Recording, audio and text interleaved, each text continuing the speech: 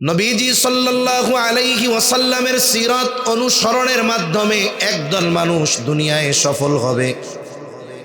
আর ওই দ্বিতীয় গুণ যাদের মধ্যে থাকবে, পরকালের ব্যাপারে আশাবাদী, আল্লাহকে বেশি বেশি স্মরণ করে, নিশ্চয়ই তারা ঈমানদার।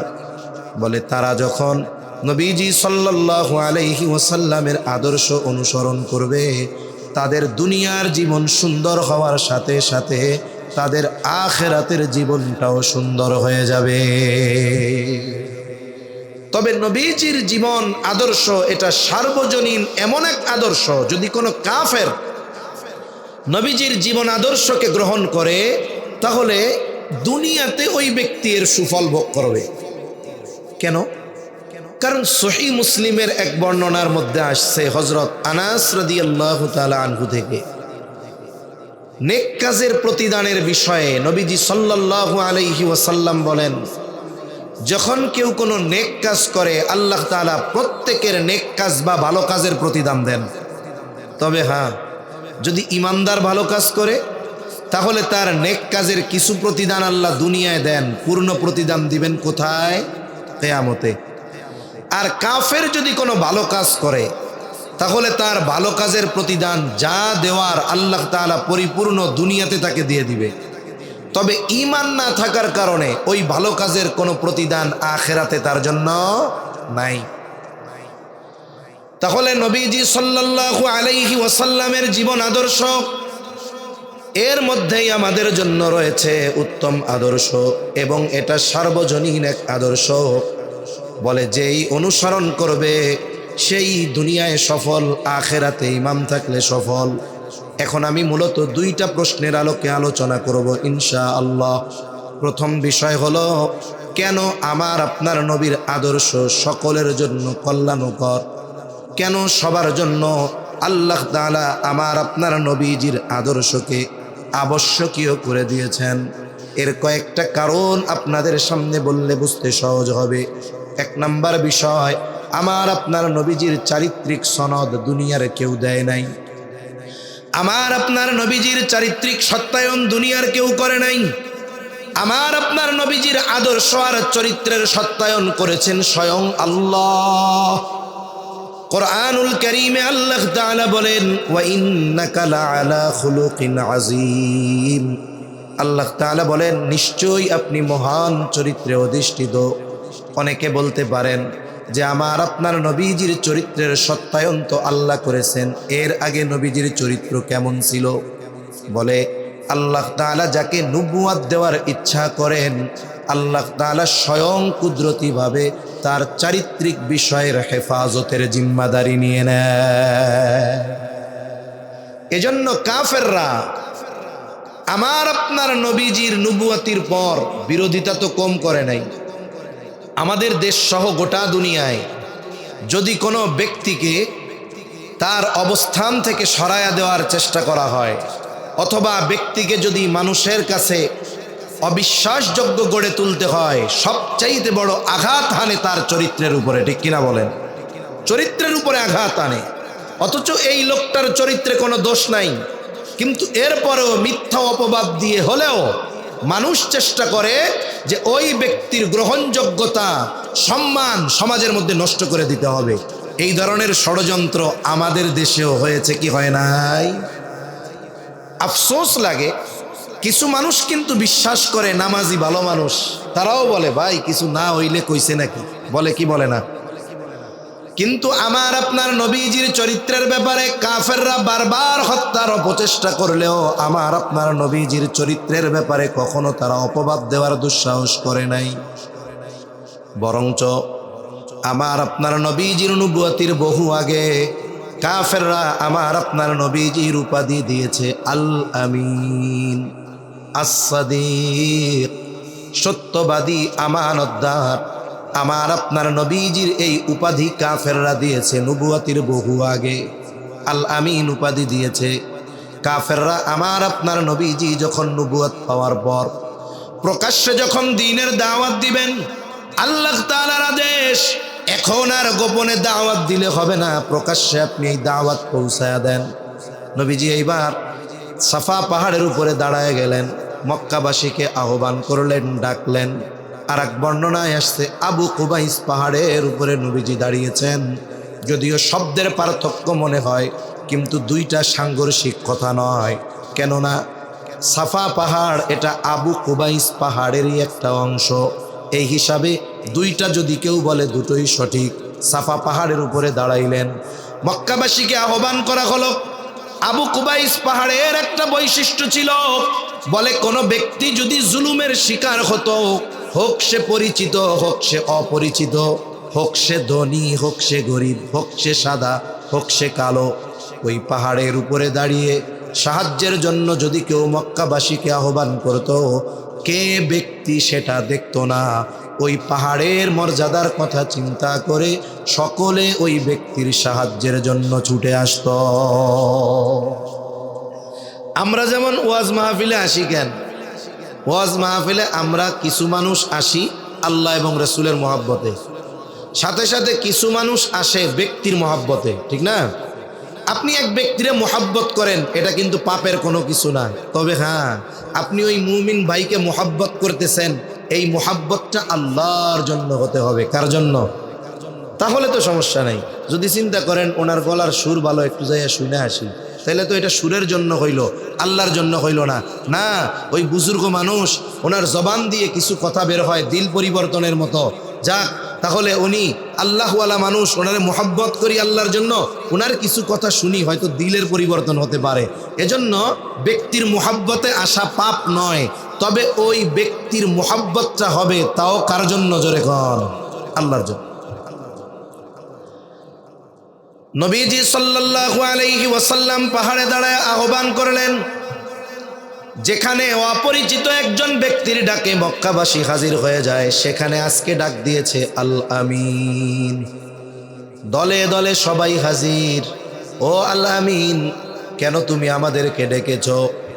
নবীজি বলেন, আমি যদি তোমাদেরকে এই খবর দেই, এই পাহাড়ের পেছন দিকে পাদদেশে একদল অস্ত্রধারী অশ্বারোহী সৈন্য তোমাদের উপরে আক্রমণের প্রস্তুতি নিচ্ছে, আকুনতুম মুসাদ্দিকিয়া, তোমরা কি আমার এই কথার সত্যায়ন করবা নাকি বিশ্বাস করবা নাকি? উপস্থিত সকলে সমস্বরে জবাব দিল, কেন নয়, অবশ্যই বিশ্বাস করব, কারণ ইতিপূর্বে আমরা তোমাকে সব সময় সত্যবাদী পেয়েছি। তুমি গোটা হায়াতে একটা মিথ্যা কথা বলো নাই, আর আজকে মিথ্যা কথা বলবা, এটা তো হতেই পারে না। কাফেররা আমার আপনার নবীজির সত্যবাদিতার ব্যাপারে তাদের কতটা আস্থা ছিল, বিশ্বাস ছিল। আমার আপনার নবী প্রকাশ্যে দাওয়াত দেবার পর একের পর এক দুশমন হয়ে গেছে। নবীকে থামানোর জন্য কত শত চেষ্টা তারা করেছে, হত্যার অপচেষ্টা করেছে, কিন্তু কেউ একথা বলতে পারবে না যে তারা আমার আপনার নবীজির চারিত্রিক ব্যাপারে অপবাদ দেওয়ার দুঃসাহস করেছে। কাফেররা নবীজিকে বারবার হত্যার চেষ্টা করেছে, কিন্তু চারিত্রিক অপবাদ দেওয়ার দুঃসাহস করতে পারে নাই। এর কারণ কি?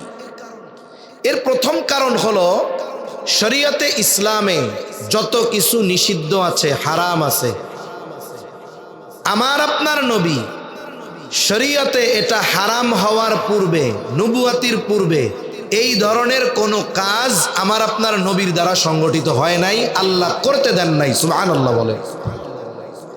গান বাদ্য, এই বাজনা বুজনা হারাম। আমার আপনার নবীকে আল্লাহ তাআলা কোনোদিন গানের মজলিসে বসতে দেন নাই, যাইতে দেন নাই।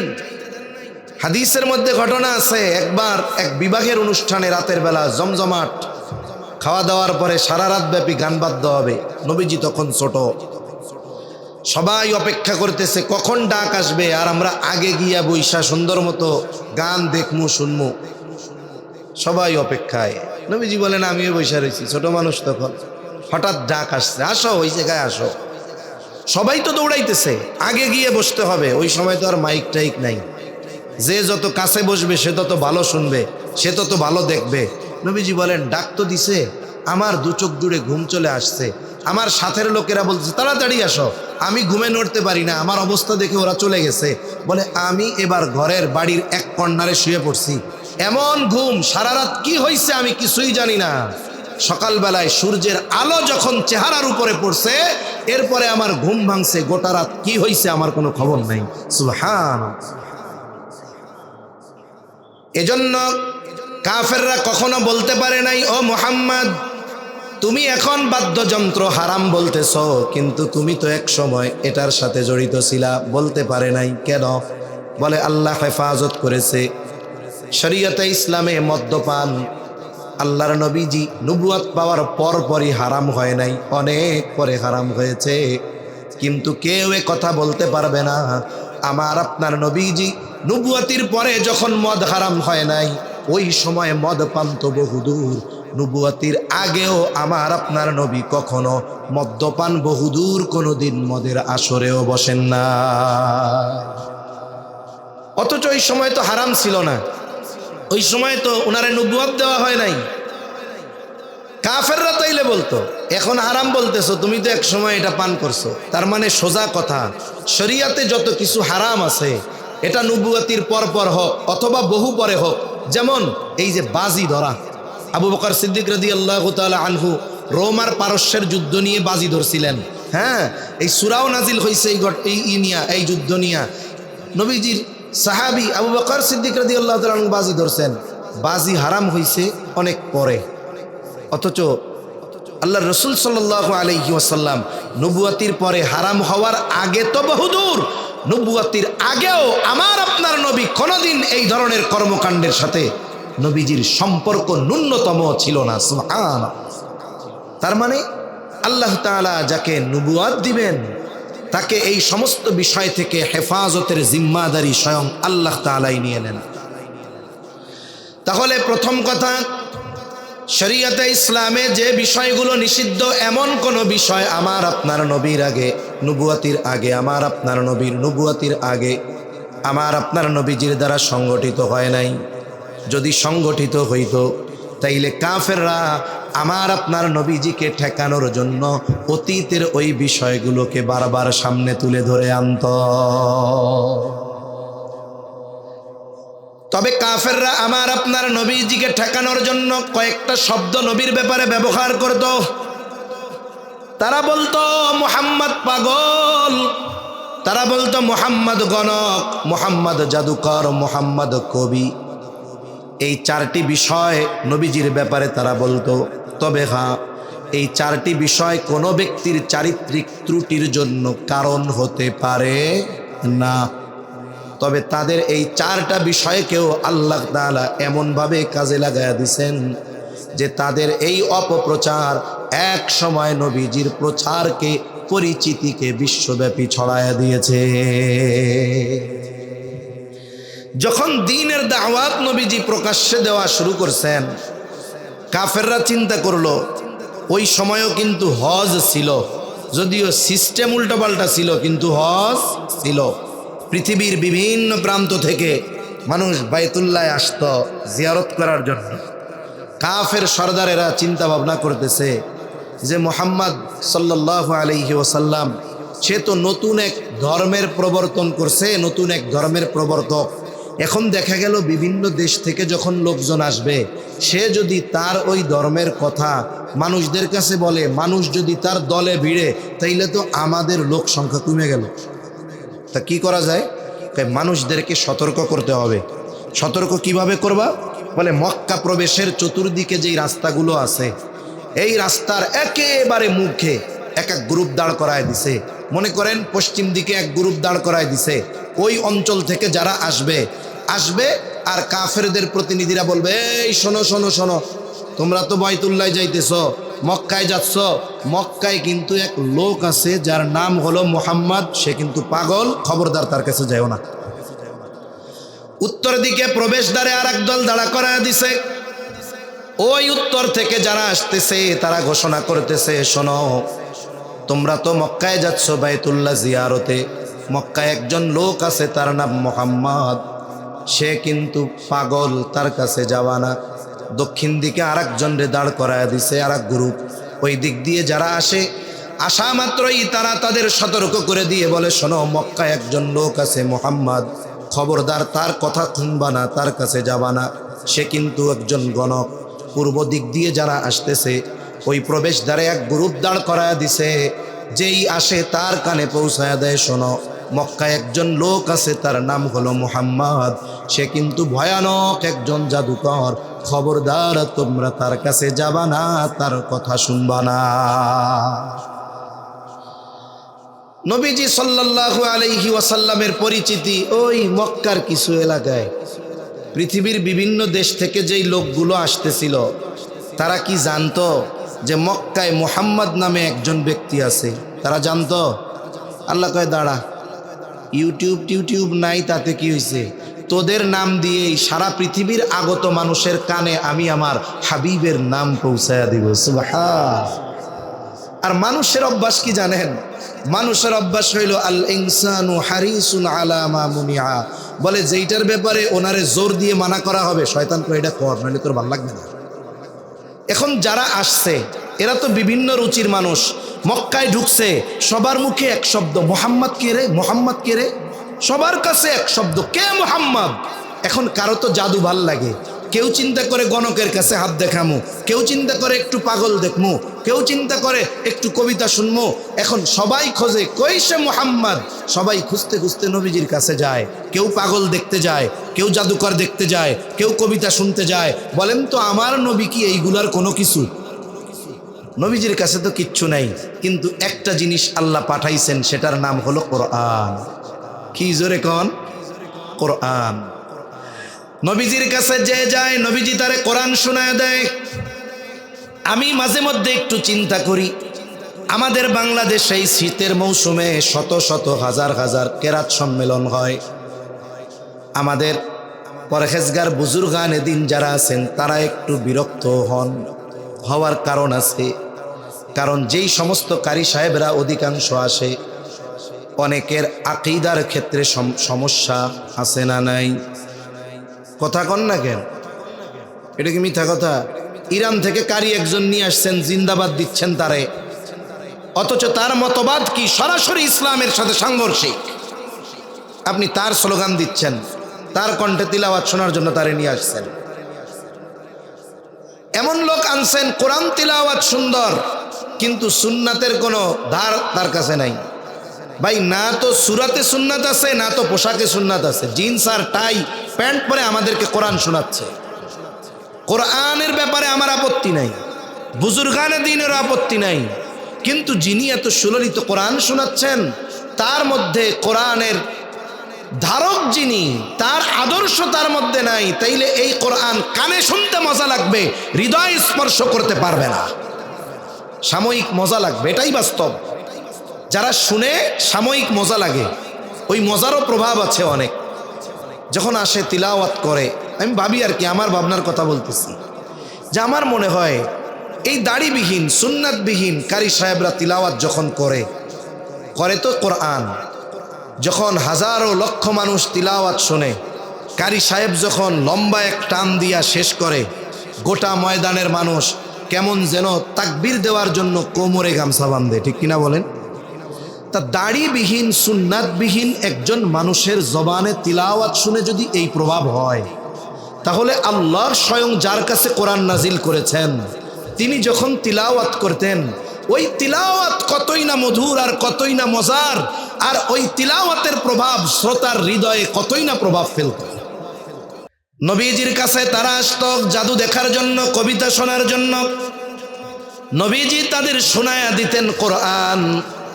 নবীজির জবানে কোরআন শুনে জাদু দেখতে আসা ব্যক্তি, কবিতা শুনতে আসা ব্যক্তির অন্তরে প্রভাব এমন হতো যে ঈমানের নূর তার অন্তরে প্রজ্বলিত হয়ে যাইত। যেই কথাটা বলতে চাচ্ছিলাম, যে নবীজির জীবন আদর্শ নিয়ে কাফেররা নবীজিকে ঠেকানোর বহুত চেষ্টা করেছে, হত্যা করার চেষ্টা করেছে, তবে নবীজির চারিত্রিক ব্যাপারে অপবাদ দেওয়ার দুঃসাহস করতে পারে নাই। বলে যেই চারটি শব্দ মানুষদেরকে নবীর থেকে দূরে রাখার জন্য নবীজির ব্যাপারে ব্যবহার করেছে, বলে ওই চার শব্দের ব্যবহারই আমার আপনার নবীজির এই আখলাকের সৌন্দর্যকে গোটা পৃথিবীময় ছড়িয়ে দিয়েছে, ঠিক কিনা বলেন? এই জন্য আমার আপনার নবীর চরিত্র হেফাজতের দায়িত্ব নিয়েছেন কে? জোরে বলেন। আমার আপনার নবীজির চারিত্রিক সত্যায়ন দিয়েছেন কে? জোরে বলেন। অনেক সময় কি হয়, আমাদের এলাকার সবচাইতে বড় বুজুর্গ আল্লাহওয়ালা, ওনার যদি কোনো চারিত্রিক সত্যায়ন বা সনদপত্র দরকার হয়, আনতে যায় কার কাছে? কয় গম চুরি করে জেলে গেছে ওনার কাছে। মানে সমাজের নিকৃষ্ট চরিত্রের এক ব্যক্তির কাছ থেকে সমাজের সবচাইতে ভালো চরিত্রের মানুষটার চারিত্রিক সত্যায়ন আনা লাগতেছে, এটা কিন্তু দুঃখের ব্যাপার, ঠিক কিনা বলেন? জন্য আমার আপনার নবীজির চারিত্রিক সত্যায়ন দিয়েছেন কে? আল্লাহ। দ্বিতীয় বিষয় যেটা, যে কেন আমরা নবীজি সাল্লাল্লাহু আলাইহি ওয়াসাল্লামের আদর্শ অনুসরণ করব, সাথে সাথে যিনি গোটা সৃষ্টি জগতের জন্য, মানব জাতির জন্য আদর্শ, তিনি কোন কোন যোগ্যতার অধিকারী হবেন? অল ইন্ডিয়া মুসলিম পার্সোনাল ল এর প্রতিষ্ঠাতাকালীন সদস্য মুফতি খালিদ সাইফুল্লাহ রহমানী হাফিজাহুল্লাহ, উনি ছোট্ট একটা সিরাতের কিতাব লিখছেন। এই কিতাবের মধ্যে উনি বলেছেন, কে হতে পারে সৃষ্টি জগতের সকলের জন্য আদর্শ? কে হতে পারে? জাগতিক কোন গুণগুলো তার মধ্যে থাকা লাগবে, কোন কোয়ালিটিগুলো তার মধ্যে থাকা লাগবে? তিনি এক নম্বরে বলেন, সমগ্র বিশ্বের জন্য, সমগ্র সৃষ্টি জগতের জন্য তিনিই তো আদর্শ হবেন, যিনি প্রেরিত হয়েছেন সকলের জন্য। আমার আপনার নবীজির আগে যত নবী এসেছে, আল্লাহ তাআলা তাদের কাউকে কাউকে কোনো এলাকার জন্য নবী বানিয়েছেন। যেমন আল্লাহ তাআলা বলেন, ওয়া ইলা আদিন আখাহুম হুদা, হুদ আলাইহিস সালাম আদ গোত্রের জন্য নবী। ওয়া ইলা সামুদা আখাহুম সালেহা, সালেহ আলাইহিস সালাম সামুদ গোত্রের জন্য নবী। ওয়া ইলা মাদিয়ানা আখাহুম শুআইবা, শুআইব আলাইহিস সালাম মাদিয়ানবাসীর জন্য নবী। জলিলুল কদর পয়গম্বর মুসা আলাইহিস সালাম, তিনি বনি ইসরাইলের জন্য নবী। আমার আপনার পিতা আদম আলাইহিস সালাম, বলে তিনি সকলের মানুষের পিতা, কিন্তু সব মানুষের নবী না। ইব্রাহিম আলাইহিস সালাতু ওয়াস সালাম খলিলুল্লাহ, মিল্লাতা আবিকুম ইব্রাহিম হুয়া সাম্মাকুমুল মুসলিমিন, তিনি মুসলিম মিল্লাতের পিতা, তিনি আমাদের নাম রেখেছেন মুসলমান, তিনি মুসলিম মিল্লাতের পিতা, কিন্তু সব মুসলমানের জন্য নবী না। ঈসা আলাইহিস সালাম খ্রিস্টানদের জন্য নবী। ইয়াহুদিরা দাবি করে মুসা আলাইহিস সালাম শুধু আমাদের নবী, কিন্তু আমার আপনার নবীর ব্যাপারে আল্লাহ তাআলা বলেন, কুল ইয়া আইয়ুহান নাসু ইন্নী রাসূলুল্লাহি ইলাইকুম জামিআ। আল্লাহ তাআলা বলেন, হাবিব আপনি বলেন, হে মানব সম্প্রদায়, আমি তোমাদের সকলের জন্য আল্লাহর পক্ষ থেকে প্রেরিত হয়েছি। কোনো জাতি নয়, কোনো গোত্র নয়, কোনো গোষ্ঠী নয়, কোনো বংশ নয়, আরব নয়, অনারব নয়, কালা নয়, ধলা নয়, একেবারে সকল মানুষের জন্য নবীকে জোরে বলেন, আরো জোরে বলেন না কে? মুহাম্মাদুর রাসূলুল্লাহ সাল্লাল্লাহু আলাইহি ওয়াসাল্লাম। তাহলে এক নাম্বার যেই বিষয়টা লাগবে, যিনি সমস্ত জগতের জন্য আদর্শ হবেন, অনুকরণীয় হবেন, অবশ্যই অবশ্যই তাকে সমস্ত জগতের জন্যই প্রেরিত হতে হবে। এখন বলেন তো, এই শর্ত যদি ধরা হয়, তাহলে এটা একমাত্র যার মধ্যে পাওয়া যায় তিনি হলেন আমার আপনার নবী মুহাম্মাদুর রাসূলুল্লাহ সাল্লাল্লাহু আলাইহি ওয়াসাল্লাম। দুই নাম্বার তিনি বলতেছেন, তিনি হতে পারবেন গোটা সৃষ্টি জগতের জন্য আদর্শ, যার জীবন আদর্শ একমুখী হবে না, বরং মানব জীবনের প্রত্যেকটা বিষয় তার জীবনের মধ্যে পাওয়া যাবে। বলে আমার আপনার নবী ছাড়া এমনটা আর কোনো নবীর ক্ষেত্রে নাই। কথার কথা ধরেন, একজন যুবক চিন্তা করছে আমি একজন আদর্শ স্বামী হব, তাহলে অনুসরণ করবা কার? আইডল বানাবা কাকে? ও বলে আমি ঈসা আলাইহিস সালামকে এই ক্ষেত্রে আদর্শ বানাবো। আমি বলি সম্ভব নয়, কারণ আল্লাহ তাআলা ওনাকে আসমানে উঠিয়ে নিয়ে যাওয়ার আগ পর্যন্ত উনি বিয়ে করেন নাই। এখন যিনি বিবাহ করেন নাই, তার থেকে আদর্শ স্বামী হওয়ার যেই ফর্মুলা, এটা পাওয়া যাবে নাকি? এখন যদি কেউ চিন্তা করে আমি একজন আদর্শ শাসক হব, এই পৃথিবীতে মুসলমানদের সাথে সাথে খ্রিস্ট ধর্মের অনুসারী এটাও অনেক বেশি। উনি চিন্তা করলেন যে এই ক্ষেত্রে আমি ঈসা আলাইহিস সালাম অথবা মুসা আলাইহিস সালামকে আদর্শ মানব। আমি বলি সম্ভব নয়। এনাদের দুইজনের কাউকে আল্লাহ তাআলা রাষ্ট্র পরিচালনার দায়িত্ব দেন না। তবে আমার আপনার নবীর জীবন এমন এক জীবন, আপনি যদি চান আদর্শ যুবক হবেন, বলেন তো নবীজির জীবনীর মধ্যে আছে না নাই? একটু জোরে কইয়েন, আছে না নাই? আপনি আদর্শ স্বামী হতে চান, বলেন তো নবীজির জীবনের মধ্যে আছে না নাই? আপনি চান আমি আদর্শ বিচারক হব, বলেন তো নবীজির আদর্শে সিরাতে আসে না নাই? এক কথায় আপনি যদি চান আমি আদর্শ ব্যবসায়ী হব, এটাও নবীজির জীবনীর মধ্যে আছে। আদর্শ শ্বশুর হব, এটাও আছে। আদর্শ নানা হব, এটাও আছে। আদর্শ বাবা হব, এটাও আছে। এক কথায় আমার আপনার নবীজির জীবন হলো বহুমাত্রিক জীবন। মানব জীবনের এমন কোনো বিষয় নাই যেটার সমাধান আমার আপনার নবীর জীবনে না। সুখে দুঃখে কষ্ট ক্লেশে আনন্দ হাসিতে, যুদ্ধের ময়দানে, ইবাদতে কিভাবে কি করতে হবে সব আমার আপনার নবীজির জীবনের মধ্যে আছে। ঠিক কিনা বলেন? এজন্য আমার আপনার নবীজির জীবন একমুখী না, বহুমুখী। মানব জগতের প্রত্যেকটা বিষয়ের সমাধান নবীজির সিরাতের মধ্যে পাওয়া যায়। সুবহানাল্লাহ। অথচ এই সিরাত গ্রন্থ আমাদের ঘরের মধ্যে নাই। পড়া তো বহুদূর, জানা তো বহুদূর। এটা আমাদের আফসোসের ব্যাপার। 3 নাম্বার যেই জিনিসটা তার মধ্যে লাগবে, বলে তিনি কামেল মোকাম্মেল হবেন। তার মাধ্যমে এমন কিছু বিষয়ের পূর্ণতা আসবে যা তার আগে পূর্ণতা লাভ করে নাই। আমার আপনার নবীজির মাধ্যমে আল্লাহ তাআলা গুরুত্বপূর্ণ কয়েকটি বিষয়ের পূর্ণতা দিয়েছেন। আমি শুধু মূল পয়েন্টগুলো বলবো। আমার এই আলোচনার বিস্তারিত আলোচনার বিষয়টাও আজকে আর এক আলোচকের আছে, সেজন্য আমি মূল আলোচনার মধ্যে যাব না। এখন আসেন আমার আপনার নবীজির মাধ্যমে আল্লাহ তাআলা কোন বিষয়গুলোর পূর্ণতা দিয়েছেন, গুরুত্বপূর্ণ কয়েকটা বিষয় জানি।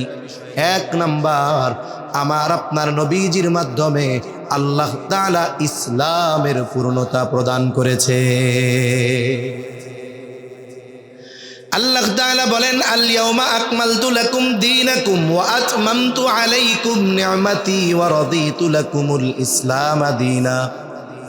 এই আয়াতের তাফসিরে মাআরিফুল কোরআনের মধ্যে আসছে, খলিফাতুল মুসলিমিন হযরত ওমর রাদিয়াল্লাহু তাআলা আন, ওনার কাছে একজন ইহুদি এসে বলে, ও খলিফাতুল মুসলিমিন, আপনাদের কোরআনে এমন একটা আয়াত আছে যেটা আল্লাহ তাআলা আপনাদের নবীর উপরে নাজিল করেছে, আপনারা তিলাওয়াত করেন। যদি ওই আয়াত তাওরাতে নাজিল হতো, মুসা আলাইহিস সালামের উপরে যদি নাজিল হতো, যেই দিন নাজিল হতো ওই দিনটাকে আমরা ঈদের দিন বানায় নিতাম। হযরত ওমর রাদিয়াল্লাহু তাআলা আনহু বলে, কোন আয়াত? যেটা তাওরাতে নাজিল হলে মুসা আলাইহিস সালামের উপরে নাজিল হইলে ওই দিন ঈদের দিন বানায় নিতা। বলতেছে এই আয়াত, যেই আয়াতে আল্লাহ তাআলা দিন পূর্ণাঙ্গতার ঘোষণা দিয়েছেন। তাহলে আসেন 1 নাম্বার, আমার আপনার নবীজির মাধ্যমে আল্লাহ তাআলা পূর্ণতা দিয়েছেন শরীয়তের, দ্বীনের পূর্ণতা।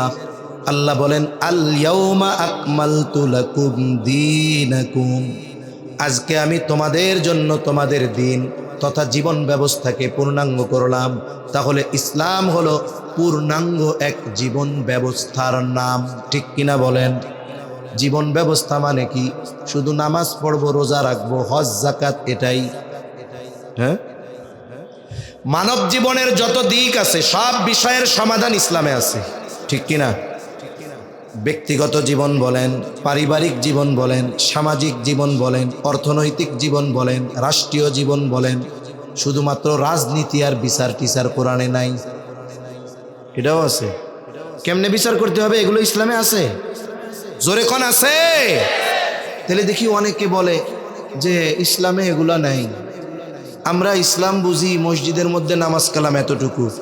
আমি তাদের বলি একটা কথা, ও ভাই, একটা হলো ইসলাম মানতে পারতেছি না, ইসলামী শাসন ব্যবস্থা হচ্ছে না, এ দুঃখ হৃদয়ে আছে। ঈমান রাখতে হবে যে ইসলামে সব কিছুর সমাধান আছে, ব্যক্তিগত জীবন থেকে রাষ্ট্রীয় জীবন, এর মাঝে যত কিছু আছে, রাজনীতি, পৌরনীতি, সমাজনীতি, অর্থনীতি, সব কিছুর সমাধান ইসলামে আছে না নাই? এটার বিশ্বাস রাখেন। তাইলে কি হবে? যা করেন না করেন, হয়তো পাপ হবে, কিছুদিন জাহান্নামে থাকা লাগবে, কিন্তু বিশ্বাস রাখার কারণে হয়তো আল্লাহ মাফ করে এক সময় জান্নাত দিবে, ঠিক কিনা বলেন? কিন্তু যারা ইসলামের কথা বলে, ইসলামী শাসন ব্যবস্থার কথা বলে, শরঈ শাসন ব্যবস্থার কথা বলে, খেলাফত ব্যবস্থার কথা বলে, আপনি ক্ষমতা দেখাইয়া যারা বলে তাদের জবানকে বন্ধ করে দিয়েন না। আপনি আমল করতে পারেন না, চুপ থাকেন, কিন্তু আপনি আল্লাহর আইনের বিরুদ্ধে আঙ্গুল তুলে যারা আল্লাহর আইনের কথা বলে তাদের জবান বন্ধ করে দিয়ে বেঈমানদের তালিকায় নাম লেখাবেন না। কোনো মতে ঈমান থাকবে, কিন্তু যদি বলেন ইসলামে এগুলো নাই, ইসলাম প্রতিষ্ঠিত হলে এটা হবে না, সেটা হবে না, আমি বললাম তুইও ঈমান নিয়ে মরতে পারবি, কোনো সন্দেহ নেই। এজন্য আমাদের এটা দৃঢ় ঈমান, দৃঢ় বিশ্বাস রাখতে হবে যে ইসলাম কমপ্লিট কোড অফ লাইফ। জীবনের এমন কোনো দিক নাই যেই বিষয়ের সমাধান ইসলামে নাই। অথচ যারা বলে, তারা বলতে চায় ইসলাম অপূর্ণাঙ্গ। যারা বলে ইসলামে এটা নাই, তারা কি বলে? ইসলাম অপূর্ণাঙ্গ। আর আল্লাহ বলেন আমি তোমাদের জীবন ব্যবস্থাকে পরিপূর্ণ করে দিয়েছি। আল্লাহ বলে এটা পূর্ণাঙ্গ, ও বলে অপূর্ণাঙ্গ। তাহলে কি হবে? আল্লাহর এই কথার সুস্পষ্ট বিরোধিতা করার কারণে ও যে বেঈমান, এ ব্যাপারে কোনো সন্দেহ নেই। তাহলে এক নাম্বার, আল্লাহ তাআলা আমার আপনার নবীজির মাধ্যমে আমাদের দিন তথা জীবন ব্যবস্থাকে পূর্ণাঙ্গ করে দিয়েছেন। আমার আপনার নবীজির আগে কোন নবীর মাধ্যমে দিন পরিপূর্ণতার ঘোষণা আসে নাই। দুই নাম্বার, আল্লাহ তাআলা এর পরপরই বলেন ওয়া আতমামতু আলাইকুম নি'মাতি, আজকে শুধু দিন নয়, তোমাদের জন্য আমি আমার নিয়ামতকে পরিপূর্ণ করে দিলাম। বুজুর্গানে দিন বলেন আল্লাহ তাআলা শরীয়তের পাশাপাশি নিয়ামতের কথা কেন বলছেন? একটার সাথে আরেকটার একটু সম্পর্ক আছে। সম্পর্কটা কি? কেমন যেন আল্লাহ বলেন, বান্দা তুমি যখন পরিপূর্ণ শরীয়ত মানবা তখনই আমি আল্লাহর তরফ থেকে পরিপূর্ণ নিয়ামত পাবা। এখন তো আল্লাহর নিয়ামত পাচ্ছি, নাইলে তো বেঁচে থাকার উপায় ছিল না। তবে আরো পাইতাম, পরিপূর্ণ পাইতাম কখন? বলে যখন আমি শরীয়ত পরিপূর্ণ মানব, তখন আসমান জমিনের নিয়ামতকে আমাদের জন্য পরিপূর্ণ করে দিবেন কে? আল্লাহ। এই তাহলে আমার আপনার নবীর মাধ্যমে এক নাম্বার শরীয়তের পূর্ণতা, দুই নাম্বার নিয়ামতের পূর্ণতা, তিন নাম্বার আখলাকের পূর্ণতা। আমার আপনার নবীজির আগে সব নবী উত্তম আখলাকওয়ালা, কোনো সন্দেহ নাই। কিন্তু আমার আপনার নবী শুধু উত্তম আখলাকওয়ালা এমন নয়, বরং উত্তম চরিত্রে আমার আপনার নবী পূর্ণতা প্রদান করনেওয়ালা নবী। এই জন্য আমার আপনার নবীজি বলেন ইন্নামা বুইসতু লিউতাম্মিমা মাকারিমাল আখলাক। নবীজি সাল্লাল্লাহু আলাইহি ওয়াসাল্লাম বলেন আমাকে উত্তম চরিত্রে পরিপূর্ণতা প্রদানার্থে প্রেরণ করা হয়েছে। চার নাম্বার, আমার আপনার নবীজির দ্বারা নবুয়তের পূর্ণতা লাভ করেছে। আল্লাহ তাআলা আমার আপনার নবীজির মাধ্যমে নবুয়তের এই সিলসিলা ধারাবাহিকতাকে পূর্ণতা দিয়েছেন। এই ব্যাপারে আরেক আলোচক আলোচনা করবে খতমে নবুয়ত আর কাদিয়ানী নিয়া।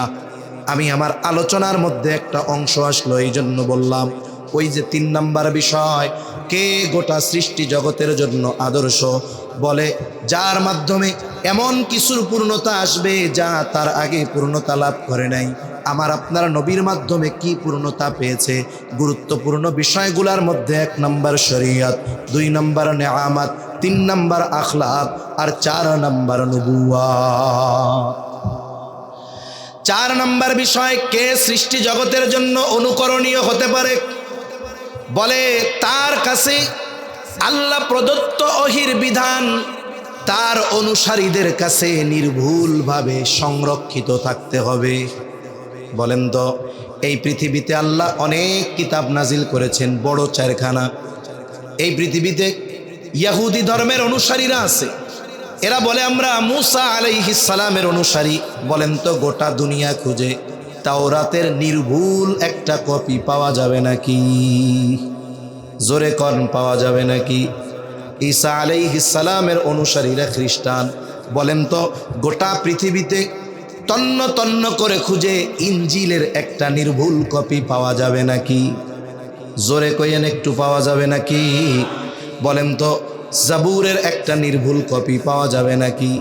বলে এই নবীরা যখন দুনিয়া থেকে গেছেন 50 বছরও লাগে নাই, তার কিছু দুষ্টু অনুসারীরা ওই কিতাবকে বিকৃত করে ফেলেছে।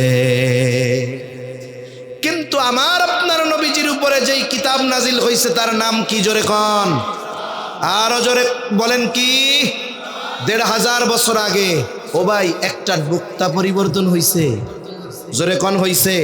কিয়ামত পর্যন্ত হবে। তার মানে আমার আপনার নবীজির কাছে আল্লাহর প্রেরিত যেই ওহী কোরআনুল কারীম, এর একটা নুক্তা পর্যন্ত পরিবর্তন করার ক্ষমতা এই দুনিয়ার কারণ কি? কারণ হলো আল্লাহ তাআলা স্বয়ং নিজে এই কোরআন হেফাজতের দায়িত্ব নিয়েছেন। এর আগে যত কিতাব ছিল ওগুলোর হেফাজতের দায়িত্ব ছিল ওই যুগের নবীদের, তারপরে নবীদের অনুসারীদের। নবীরা তো হেফাজত করেছে, কিন্তু পরবর্তীতে যারা আলেম ছিল, ফকিহ ছিল, এরা সব ওইগুলোরে বিকৃত করে ফেলছে। আল্লাহ বলেন, ইন্না আনজালনাত তাওরাতা ফীহা হুদাও ওয়া নূর ইয়াহকুমু বিহান নাবিয়্যুনাল্লাযীনা আসলামু লিল্লাযীনা হাদু ওয়ার রাব্বানিয়্যুনা ওয়াল আহবারু বিমাস্তুহফিযু মিন কিতাবিল্লাহ। আয়াতের ব্যাখ্যা অনুবাদ আর লম্বা কথা বলবো না। মূল কথা হলো অতীতের সব কিতাব হেফাজতের দায়িত্ব আল্লাহ যাদের দিয়েছিলেন তারা হেফাজত করে নাই। নবী যাওয়ার পর একদল দুষ্টু মানুষ নিজেদের মতো ওই ওহীর বিধানকে পরিবর্তন করেছে। কিন্তু কোরআনের ব্যাপারে আল্লাহ তাআলা বলেন, আমি সেই শুধু এই কোরআন লিখিত আর অর্থকে হেফাজত করার দায়িত্ব নিয়েছি তা নয়, বরং এই কোরআনের ব্যাখ্যাকেও হেফাজত করার দায়িত্ব যিনি নিয়েছেন তিনি কে? আল্লাহ রাব্বুল আলামিন হেফাজতের দায়িত্ব নিয়েছেন। ওই 4 নম্বর শর্তের আলোকে বলেন তো, আমরা আমাদের নবীর প্রতি যেই কিতাব নাজিল হয়েছে সেটা নির্ভুলভাবে আমাদের কাছে আছে, কিয়ামত পর্যন্ত থাকবে। এই বিষয়টা দ্বিতীয় হলো যে তার অনুসারীদের মধ্যে তার সিরাত, তার জীবন আদর্শ নির্ভুলভাবে সংরক্ষিত থাকতে হবে। এই দুনিয়ায় ঈসা আলাইহিস সালামের অনুসারী দাবিদার শত শত কোটি লোক আছে। বলেন তো নির্ভুলভাবে ঈসা আলাইহিস সালামের জীবনী তাদের কাছে আছে? জোরে কোন আছে? মুসা আলাইহিস সালামের অনুসারী দাবিদার ইহুদিরা, বলেন তো ওদের কাছে মুসা আলাইহিস সালামের সিরাত আছে? বলে আমাদের কাছে আমাদের নবীজির জীবনী আছে। কেমন আছে? কোন পর্যন্ত আছে? আরে মিয়া, শামায়েলে তিরমিজি খোলেন, নবীজি হাসতেন কেমনে, নবীজির চুল কেমন ছিল, নবীজি হাঁটতেন কেমনে, নবীজি কি খাইতে পছন্দ করতেন, নবীজি কোনটা খাইতেন না, নবীজির ভুরু কেমন ছিল, নবীজির হাত কেমন ছিল, নখ কেমন ছিল। বলেন তো নির্ভুলভাবে এই বিষয়গুলো থেকে নিয়ে নবীজির জীবন আদর্শ আমাদের কাছে সংরক্ষিত আছে না? না। তাহলে কি বোঝা গেল? যেই নবীর প্রতি প্রেরিত ওহী সংরক্ষিত আছে, যেই নবীর জীবন আদর্শ, ঘর বাহির, সঙ্গী আত্মীয় স্বজন স্ত্রী সবার সাথে কেমন আচরণ, সব কিছু সংরক্ষিত আছে। বলেন তো ওই নবীর অনুসরণ যদি কেউ করে, ওই নবীর সিরাতের আলোকে যদি কেউ জীবন গড়ে, সে কি লাইনচ্যুত হওয়ার সম্ভাবনা আছে? জোরে বলেন আছে? তাহলে আজকে থেকে আমরা প্রতিজ্ঞাবদ্ধ হব।